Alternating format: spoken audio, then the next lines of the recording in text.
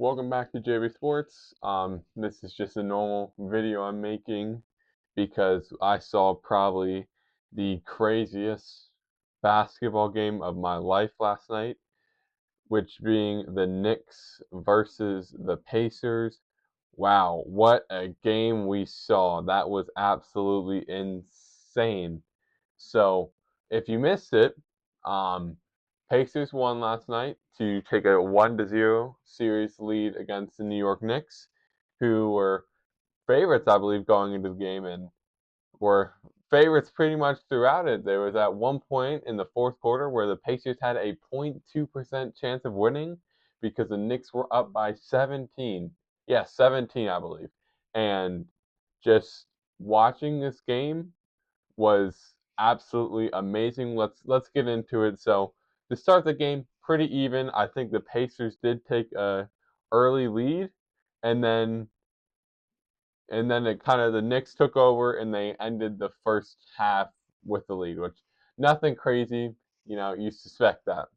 Then we go into the second half and the Pacers just couldn't really get that lead going, and then the Knicks just take over end of the third quarter and then into the fourth, and the Knicks just kept going and going and going, and we're not slowing down. And then you're up. Let's fast forward to the end to 3 minutes left, up 14 points. 0 and 970, I believe, is what it was. Was teams that were, I think, they were teams that led with 14 points and we're in the last 3 minutes are like 970 to 0. And now it's 970 to 1 because the Pacers are never. I don't know why people count the Pacers. I mean, okay, this game it's a little more understanding, but it's very hard to count the Pacers out of a game now because they've done this 3 different times. To this level, to this magnitude, no, but they've done this 3 times now. One against the game against the Bucks where I believe they were down by 9 or 8 with a minute or like 40 seconds to go. They did it against the number one team in the Eastern Conference, the Cavaliers, and now they've done it against the New York Knicks at Madison Square Garden in front of a basically only New York Knicks crowd. I don't think I saw any other jerseys of Pacers in that arena but the Pacers players. But let's start to break it down. One probably one of the best role players in the game right now, Aaron Naismith. Let's talk about him. He has 30 points last night, 2 rebounds, and let's just say he was absolutely insane in that last 3 minute span. He was kind of struggling a little bit, but he still had some good buckets through the first 2 quarters. But then something just flipped. In the last 5 minutes of the game, he hit a total of 6 threes. But in the last 3 minutes, he hit a total of five. And these weren't like just wide open threes he was getting. He was contested on some of these. A lot of these were fading away, and he just hit it back and back and back and back and back, and they were just all swishes. Nothing like a crazy bouncing, not like a random throw up shot off the backboard, just back to back to back. And Naismith was absolutely clutch. He was clutch, and he brought this team. He was one of the main. He was probably the main reason that this comeback was able to happen. Without Naismith hitting those threes, it doesn't happen. But Naismith turns on his shooting ability, puts on his inner Steph Curry, hits 5 threes in a row to cut the lead down to, I believe, 2 at that point. And then the Knicks are kind of going back and forth. And with the Pacers, there's some fouls. And eventually it ends up with, I think, something like 9 seconds on the clock. And OG Anunoby he had a foul a second before, and he misses his first field free throw, which is one of the most crucial parts of this end play that OG missed the first free throw instead of the second one because it gave the Pacers and Halliburton time to relax, time to set up what they want to run. Halliburton gets it out of the inbound. He's taking up the court, gets past Bridges, and then Robinson, sorry, gets right in his way, and he has to go back to the 3-point line, realizes the time, gets a shot he likes. Probably not the best shot to take in that moment, but hey, you gotta throw something up because it's a shot you need to take because you gotta win this game. And he takes a step back almost in shades of Kevin Durant, hits it, he thinks he won the game, does the whole choking thing, the Reggie Miller, you guys choked, which it still plays into it because a lot of people, if you don't know, Reggie Miller tied the game with that shot. So he did the same thing Halliburton did, but hits the choking celebration, points to Reggie Miller. So he did the right thing. He got to do the signature move on Knicks fans, and he ties the game up. Not to mention the way the shot goes in is crazy. Hits the back of the rim, bounces up out of the screen. Like you can't see the shot anymore. The ball is out of the screen. Knicks fans, they start to raise their arms. They think they have game 1-1. They think they escaped. Goes up and then just right back down. It was like not. It wasn't this kind of the same as Kawhi Leonard's shot, but it had that same feeling of going long after hitting the backboard or the rim, and you're just like, oh, can that go in? For me, I kind of had a feeling it was going in just because the way it bounced and like playing basketball, it kind of looked like a shot. Like when the bounce happened, it kind of looked like the perfect bounce, and the shot was hit on my team a lot when we played. Rest in peace. But yeah, it was just insane. And Halliburton thought he got the game winning three. I thought he had it at first, and then I saw the replay, and his foot was on the line. Like I said, the shades of Kevin Durant. Kevin Durant watching this game probably had PTSD. Um, but he hits it, and everyone's going crazy. I mean, I was going crazy. I woke up my parents on accident. Sorry, but it was just an insane game, especially with Naismith. But they bring it to overtime, and you're thinking to the Pacers, you're the team who has to win this. I'm sorry, Knicks fans, but it was the Pacers game. They go into overtime. They're going back and forth scoring wise. The Knicks strike first, the Pacers score. Then the Knicks get two baskets, I believe, because they get a basket and then stop the Pacers. But then the Pacers get a block on Brunson, which was goaltending, but I will agree it was goaltending, but then they get a three so quick that you can't challenge the goaltend. So the three puts them back within one, and now it's just back and forth. Pacers get the lead, Knicks get the lead, Pacers get the lead. But the main breaking point was when Halliburton went for three to put him up two, missed it, but Obi Toppin dunks it, and he puts him up one. Then the Pacers play good defense. I think they might have got. I believe it was when Brunson, shoot, with 20 seconds left, Nembhard is guarding Brunson, and there's a pass to Jalen. Nembhard pips it originally, but it goes off of Brunson's three fingers and goes out. Brunson's trying to go out fast. You got celebrities like Timothy Chalamet telling him to take a timeout so the Pacers can try not to challenge it, which they would have been able to challenge anyway. So it really made no sense. But, good to see him there. He's a ball knower. But the Nemhart says to his coach, "Hey, challenge this. This is a challenge. We need this challenge." I know it was off him. They challenge, they win it, and might have seen the worst defense I've ever seen in my life in a winning situation. Pacers inbound the ball. Granted, the Knicks have a foul to give. They can give a foul. I mean, most of their guys were in foul trouble at this point, but they can still give a foul if it's becoming an easy bucket.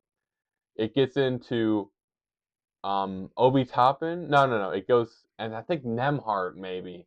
Nemhart or Halliburton. It was into someone. I don't remember who it is. And they dribble it up, and their guy goes with him, and Mitchell Robinson gets off this guy to help, and it was on Toppin, and Toppin just cuts the basket. They get the pass down.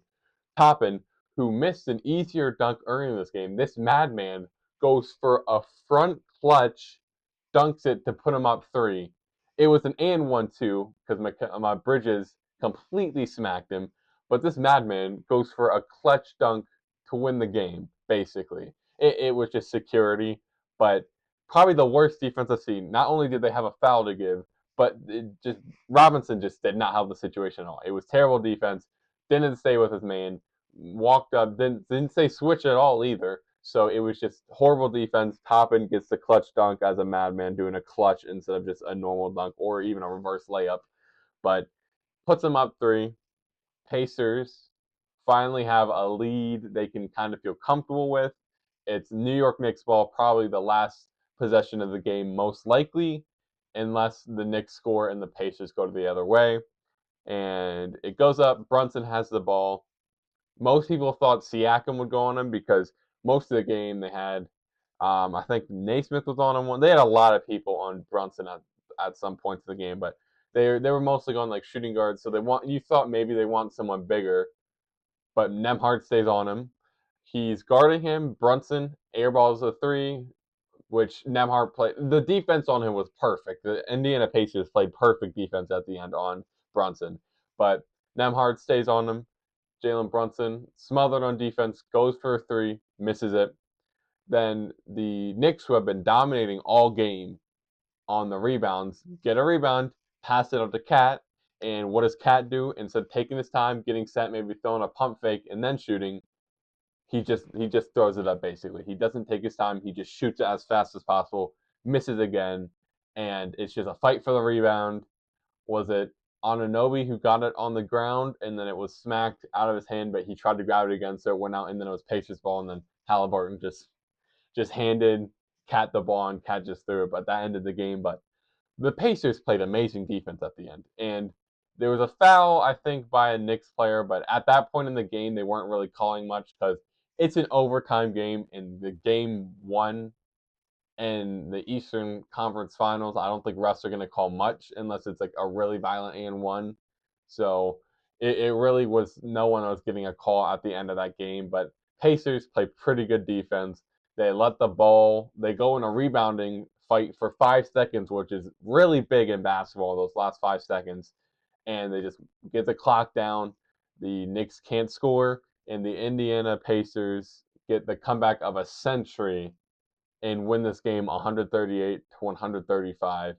One 970 for teams that were down by 14 points to win the game, and I think 9 points with like 2 or 3 minutes left, and it was like 0 in 1,414 or something odds of the Pacers winning. So they just taking records and just making the comeback seem so easy. It was Naismith mostly, but Halliburton had that really huge shot, which both of them deserve their flowers. Halliburton, I think he had a double-double, 31 points, 11 assists.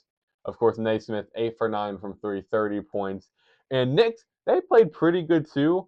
They wasted a Cole Anthony Towns masterclass. He hit some threes. One three he gave James Johnson, I believe, a tap on the stomach, like hold that. 35 points, 12 rebounds, 2 assists, but he was pretty good from three. I think he was like 4 for 9 or something like that. But Cat had a great game. Brunson, 43 points, 1 rebound, 5 assists. Pretty good game. I think the problem was the supporting cast. Like OG, he didn't do bad. He had 16 points, but a lot of times when OG plays good, the whole team usually wins. That's what my Knicks friend said to me. I called him last night. He was really upset. He could not have been on the podcast at that moment because he was mad. Josh Hart, 13 rebounds, but only 8 points, 7 assists, close to a triple double, but kind of quiet. Miles McBride, he was actually not bad, 9 points. Mitch Robinson, 2 points. Cameron Payne, other than those two threes, he really didn't do anything, which, of course, he hasn't had a three, I think, since the Detroit Pistons game, I think is what I remember, but 2 threes for him. And I think the biggest part of this series is going to be the rotation. Me and my friend John talked about it. He's been on the channel before. It's really the biggest difference is the Knicks run a 7-man rotation, and the Pacers can comfortably run a 10-man rotation, which you had people off the bench like Obi Toppin hitting really big layups, really big dunks.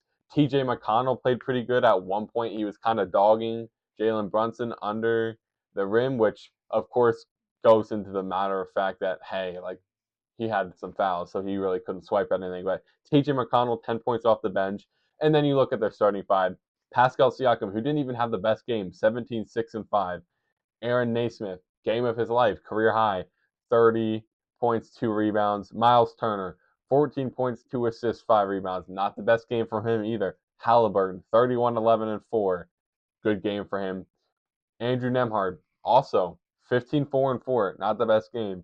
Benedict Mathurin, 9 points and 3 rebounds. So the Pacers, until the last 3 minutes in overtime, really didn't even play their best game, which is something the New York Knicks fans should be a little worried about. Do I think the Knicks are going to lose in 4? No. I think both series are going to go to 7, personally. But should the Knicks be worried about this, losing the first game at home, when a lot of times if you lose both games starting at home and a team goes back, you're most likely losing in 5? Because it happened in the Cavaliers series when the Cavaliers lost the first 2 games and then they lost in 5. So it's looking the same way for the Knicks as it did for the Cavaliers.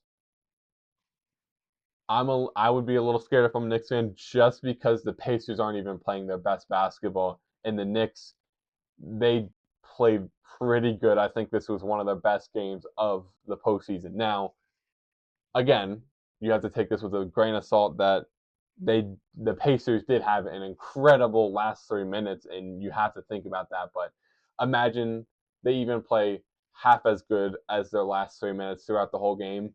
It'll get scary. But craziest game I've seen in my life. People need to stop disrespecting Halliburton. I remember when they said that the NBA players voted him most overrated. A lot of people agreed. I didn't. I've loved Halliburton since he was on the Kings, and he's really showing this playoffs that you might think I'm overrated, but guess what? You can say what you want. All you say is fuel in my fire to ignite this playoff winning streak. And second straight year they made it to the Eastern Conference Finals, and Halliburton has just been a key factor. 2 game winners this playoff year. One game tying shot to bring it to overtime against the Knicks. He's had a lot of clutch shots, and he's just playing well. He's as one of my friend John and I were talking about. He's one of those players where he's still kind of a pass first guy, but he's also scoring. So he's just honestly underrated. Um, I think now people are finally starting to understand who Halliburton is and the Pacers as a whole, because a lot of the Pacers player like Naismith, kind of underrated. I think the Pacers as a whole, just they're always the underdogs when sometimes they shouldn't be. It's really just that easy. Um, I I I want the Pacers to win personally, just because I like Halliburton a lot, and he's my favorite player outside the Rockets organization. So I just have a little bias towards it. But the way they're playing, they keep this up, they could very well be in the finals, which would be the first time since I think around 2000, maybe. I think maybe against the Lakers was the last time we were in there. But Pacers are looking very good in the last 3 minutes, but they keep this going, they could very well make it in 5, 6. A lot of people want this to go to 7, and I'd be okay, but I really do want to see the Pacers in the finals, which I think a lot of people are saying the best finals matchup would be the Timberwolves versus Knicks, but I would love to see the Pacers there. But yeah, crazy game. Halliburton called out the choke job by the Knicks. Naismith hit an 8 for 9 threes. My biggest question though is to the Knicks fans, if Halliburton, or just now, if Halliburton now is the biggest villain, or if he wins the series, who becomes the bane of the Knicks' existence? Is it still Trae Young, or does it go to Halliburton? Let me know. But Halliburton had you guys, and Naismith did. So maybe Naismith becomes. I don't know, but let me know what you think. But thank you everyone for watching this video. I appreciate it. I hope you were able to watch this masterpiece of a game. Knicks fans, I'm sorry, but Pacers just played amazing in the last 3 minutes, but you guys played amazing every other minute going up. But thank you guys, and I will see you in the next video episode whenever I post next. Thank you and bye.